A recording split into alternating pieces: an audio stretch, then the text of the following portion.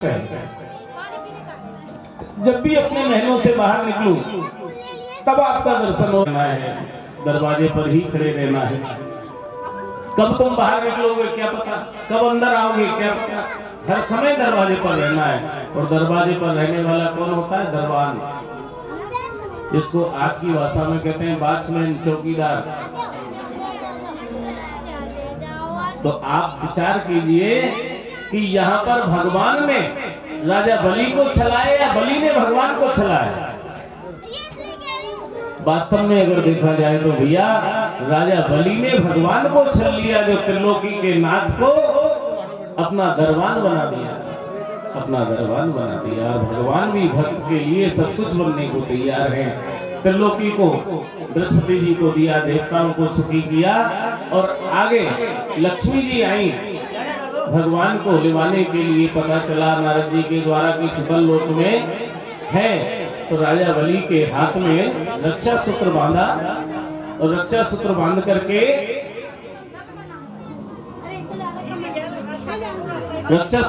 करके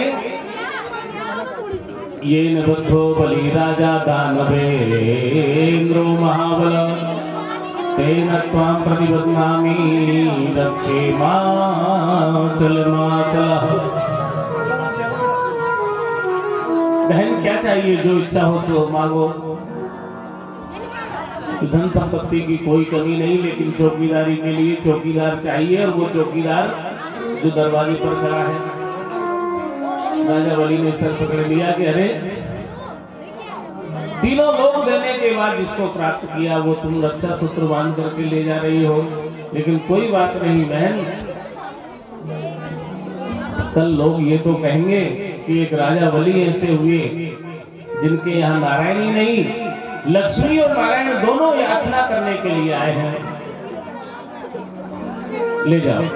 भगवान ने भक्ति का वरदान दिया। 4 महीने भगवान वामन नारायण के रूप में राजा बलि के यहाँ आज भी उपस्थिति देते हैं। 4 महीने शिव जी, 4 महीने ब्रह्मा जी, ऐसे 12 महीने चौकीदारी चलती रहती है। आगे कथानक को बढ़ाते हुए राजा सत्यव्रत की एक आकांक्षा को पूर्ण करने के लिए भगवान ने मत्स्य अवतार धारण किया। बोली मत्स्य भगवान की जय। सूर्य वंश की कथा कहकर के श्रवण करवाई। सबसे पहले भगवान नारायण, नारायण के नाभि कमल से ब्रह्मा, और ब्रह्मा के जो पुत्र हुए मरीचि, मरीचि के कश्यप, और कश्यप के ही पुत्र सूर्य हुए। यहीं से सूर्य वंश चला। इस वंश में बड़े बड़े प्रतापी राजा हुए। आगे इसी वंश में सूर्य वंश के प्रतापी राजाओं में महाराज नवग हुए, नाभाग हुए, भक्त अम्बरीश हुए, और इसी वंश में महाराज युवनाश हुए, मानदाता हुए, मुचकुंद हुए, त्रिबंधम हुए, त्रिशंकु हुए, हरिश्चंद्र हुए, बाहु हुए, सगर हुए। बड़े बड़े प्रतापी राजा हुए। सगर महाराज के 60,000 पुत्र हुए। अश्वमेध यज्ञ के घोड़े को खोजने के लिए गए, कपिल मुनि के श्राप के द्वारा भस्मीभूत हुए। इनका उद्धार कैसे होगा? तो बताया कि सुरसरी देव नदी गंगा आकर के इनका स्पर्श करेगी तब उद्धार होगा। आगे इसी वंश में महाराज अंशुमान ने तपस्या की, फिर महाराज भागीरथ ने तपस्या की, और उनकी तपस्या से प्रसन्न होकर के सुरसरी धरा पर आई, और सगर महाराज के 60,000 पुत्रों का स्पर्श करके उनका उद्धार किया। गंगा मैया की जय। इसी वंश में महाराज खटवांग हुए, दीर्घबाहु हुए, रघु हुए, और रघु के पश्चात इस वंश का नाम रघुवंश हो गया। सूर्य वंश को ही फिर आगे रघुवंश के नाम से जानने लगे। इसमें बड़े प्रतापी राजा महाराज अज हुए, फिर महाराज दशरथ हुए। पुत्रेष्टि यज्ञ के द्वारा गुरुदेव के द्वारा यज्ञ कराया गया, और उस यज्ञ से अग्निदेव प्रकट हुए हवि लेकर के, और वो प्रसाद दिया गया राजा को। तीनों रानियों को वो प्रसाद बांटा गया। कौशल्या, सुमित्रा जी, कैकेयी जी को दिया गया। इन तीनों रानियों से 4 संतानें हुई, राम, लक्ष्मण, भरत, शत्रुघ्न। पूरी अयोध्या में आनंद का उत्सव होने लगा। पूरी अयोध्या, अवध को सजाया गया, मंगल चौक पूरे गए, बंधन बार बांधे गए, महामहोत्सव मनाया गया। तो आइए सज्जनों, भगवान श्री राम के जन्म की एक बधाई गाते हुए, समय का अभाव है तो एक बधाई गाते हुए भगवान श्री राम को प्रणाम करते हुए आगे बढ़ेंगे। भगवान श्री राम ने धर्म की स्थापना की, रावण आदि दैत्यों का उद्धार किया, और मर्यादा में रह करके मर्यादा पुरुषोत्तम भगवान ने जीवन जीने की कला हम सभी को सिखाई। पुत्र का आचरण में ला करके आज भी हम अपने जीवन को धन्य बना सकते हैं। सज्जनों, आज यहाँ पर इसी जगह पर सुंदरकांड का भी आयोजन है, और हमारे मध्य श्री रामायणी जी भी पधारे हैं, साधु जी महाराज भारद्वाज जी, रामायणी जी। तो उनके द्वारा यहाँ पर सुंदरकांड के ऊपर आधा घंटे का प्रवचन रहेगा। इसके बाद सुंदरकांड का भी उत्सव यहाँ मनाया जाएगा। अब भगवान श्री राम के जन्म की एक बधाई का हम श्रवण करते हुए भगवान श्री राम को नमन कर रहे हैं, और यही प्रार्थना कर रहे हैं प्रभु से कि प्रभु, राम राज्य की स्थापना हो, आप हर घर में, जन जन में जो है आपकी सत्ता व्याप्त हो, राम राज्य की स्थापना हो। और बहुत दिन दूर नहीं है सज्जनों, धीरे धीरे हम उसी ओर अग्रसर हो रहे हैं। और सत्य कह रहे हैं कि 2-3 साल पहले तक हमारे मन में तो नहीं था कि इस जीवन में हम देख पाएंगे, कि सुन पाएंगे कि राम मंदिर बनेगा। लेकिन भगवान श्री राम की ऐसी कृपा कि भगवान श्री राम भव्य मंदिर में विराजमान होने वाले हैं। ये हम सभी के लिए सौभाग्य की बात है कि इसी जीवन में हम भगवान श्री राम का मंदिर बनता हुआ और भगवान श्री राम को विराजते हुए देख पाएंगे। ये जीवन की सार्थकता है सज्जनों। नहीं तो सोचा नहीं था कुछ साल पहले तक कि इस जीवन में हम क्या राम मंदिर बनता हुआ देख पाएंगे क्या। ये भगवान की कृपा है कि किसी ना किसी रूप में भगवान किसी के भी अंदर बैठ करके अपना कार्य करा लेते हैं। तो भगवान से यही प्रार्थना है कि प्रभु सभी प्रकार के संतापों से हम दूर रहें। जब राम राज्य की स्थापना हो जाएगी तो क्या होगा, किसी भी प्रकार का कोई ताप, कोई क्लेश, कोई अशांति नहीं रहेगी।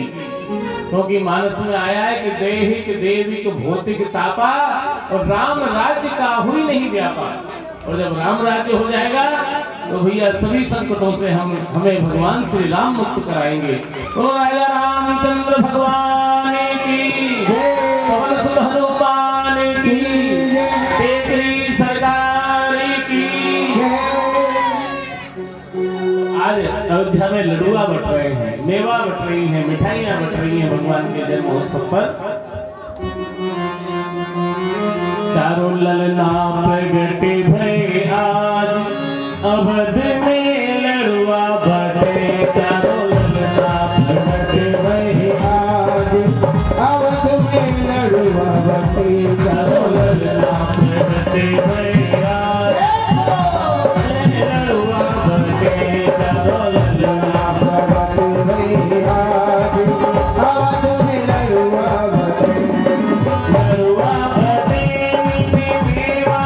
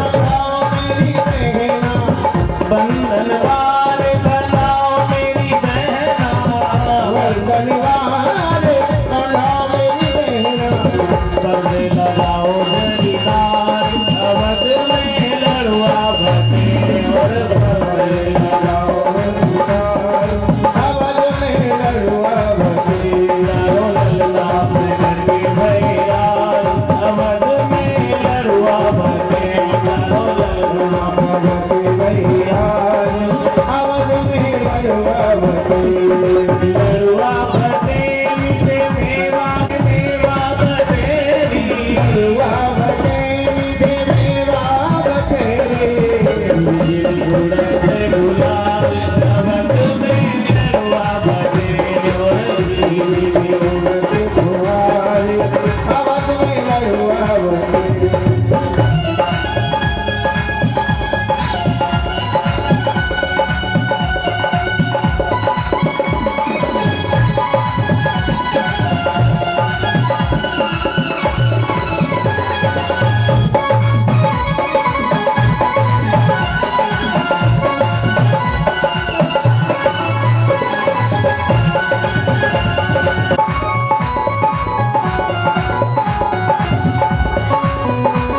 कसूरी की भर दो तलैया सर कसूरे के भर दो तलैया सर कसूरी की भर दो तलैया सर कसूरे के भर दो तलैया भर दो तलैया भर दो तलैया सर कसूरी की भर दो तलैया सर कसूरे के भर दो तलैया बरसा दो मुगल रात अवध में लड़वा बने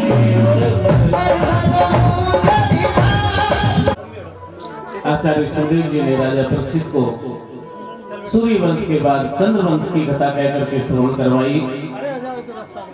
चंद्र वंश में भगवान नारायण, नारायण के नाभि कमल से ब्रह्मा, ब्रह्मा के अत्रि, अत्रि के चंद्रमा बना और चंद्रमा से ही इस वंश का नाम चंद्र वंश पड़ा।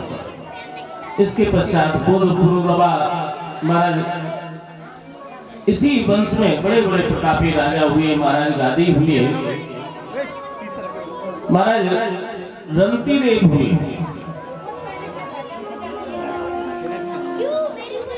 ये आती सरयाती और तत्पश्चात महाराज यदु हुए। जैसे रघु के बाद सूर्य वंश का नाम रघुवंश के नाम से जाना जाने लगा, ठीक उसी प्रकार से महाराज यदु के बाद इस चंद्र वंश का नाम हो गया यदु वंश। इसी वंश में आगे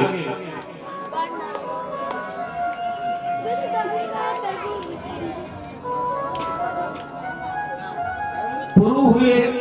पुरु के बाद इसी वंश में महाराज दुष्यंत, रंती देव और रंती देव के वंश में आगे कुरु वंश हुआ जो कौरव कहलाया गया। इसी वंश की एक शाखा कौरव और पांडवों के बाद पांचाल देश को चली गई जहां द्रौपदी आदि कन्या हुई। इसी वंश की एक शाखा मगध देश को चली गई जहां पर दुष्ट राजा हुए जरासंध आदि। और महाराज यदु के ही वंश में आगे राजा हुए जिनका नाम देवलीड हुआ। इनके दो पत्नियां थी, एक के हुए अर्जन्य और पर्जन्य, दूसरी के महाराज सूरसेन हुए। अर्जन्य पर्जन्य के 9 पुत्र हुए जो नंद बाबा आदि कहलाए। सूरसेन के पुत्र महाराज वसुदेव जी हुए और उग्रसेन के पुत्र कंस हुए। चंद्रवंश का वर्णन कहकर के श्रवण कराया। महाराज वसुदेव जी के, सुखदेव जी कहते हैं राजन वसुदेव जी के 7 पत्नियां थी। देवकी, गोरबी, रोहिणी, भद्रा, मधुरा, रोचना, इला। देवकी प्रमुख आसन पत्ने आनंद दुंदुबे। देवकी प्रमुख थी। इनमें सूक्ष्म कृष्ण चरित्र श्रवण करवाया। जब पृथ्वी पर पाप और अत्याचार बढ़ गया,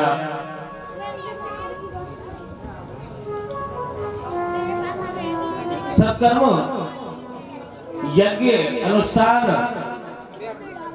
ऋषि मुनि महात्मा, इन सबको दुष्ट लोग जब कष्ट पहुंचाने लगे, कंस के अत्याचार से व्याकुल होकर के संतों ने बहुत समझाने का प्रयास किया कि महाराज उग्रसेन अपने पुत्र को समझाइए। समझाया महाराज उग्रसेन जी ने, तो क्या किया, उग्रसेन महाराज को ही कंस ने कारागृह में बंद कर दिया। इतना पाप और अत्याचार बढ़ गया, देवता ब्रह्मा जी के पास गए, ब्रह्मा जी और समस्त देवता मिलकर के भगवान नारायण के पास गए और प्रार्थना की कि प्रभु पृथ्वी पर धर्म की स्थापना करने के लिए आप कब कृपा करेंगे।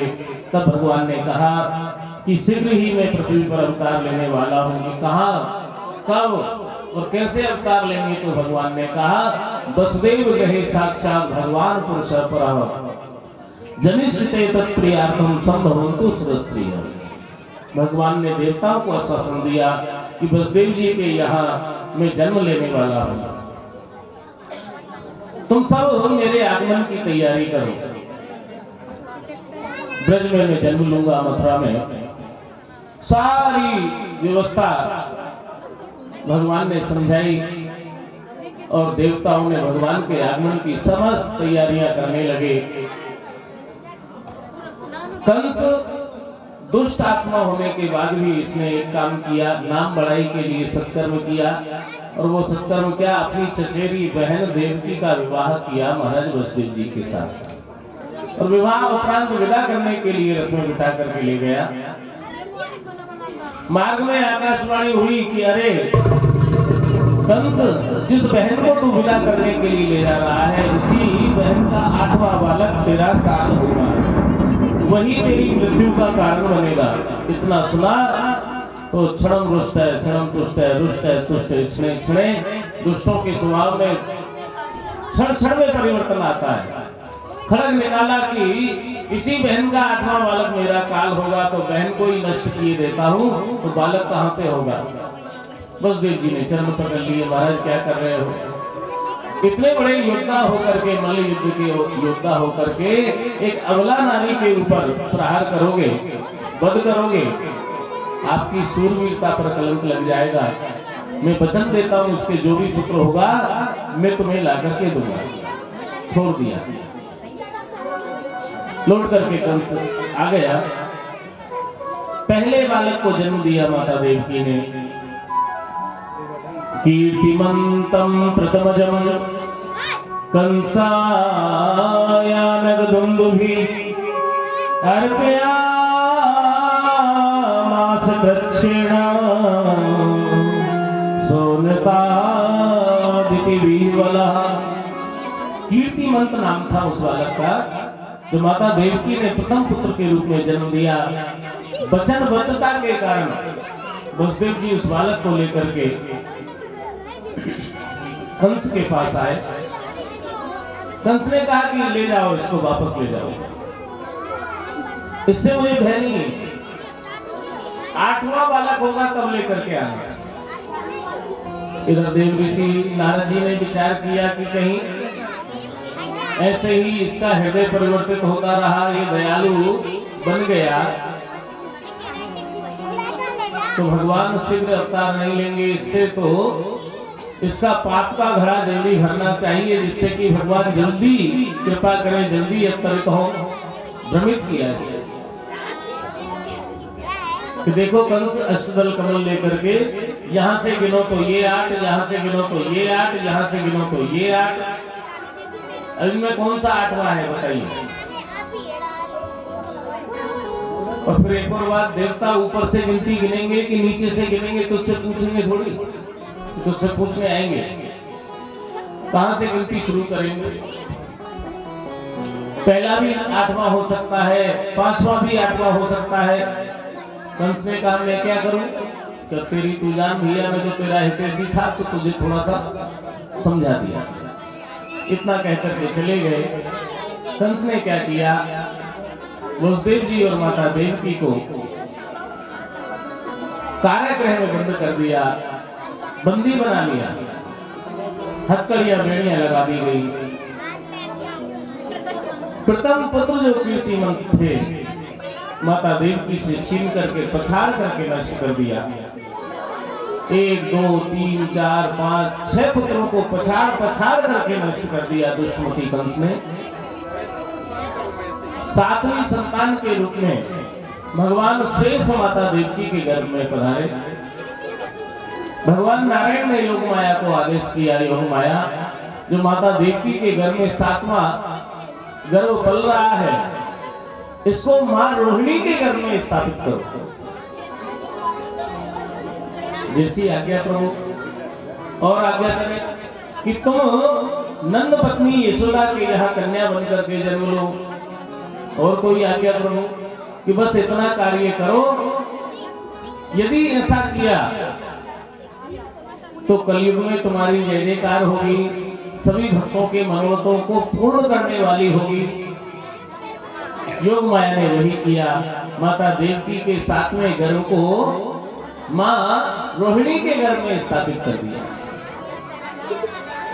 कंस ने सेवकों से पूछा क्या हुआ, 7वें गर्भ का क्या हुआ?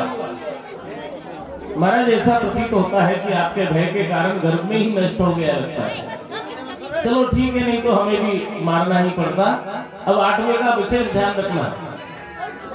8वीं संतान के रूप में स्वयं नारायण पधारने वाले हैं। भगवान ने चतुर्भुज रूप में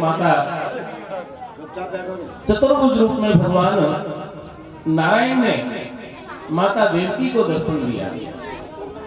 माता देवकी कहने लगी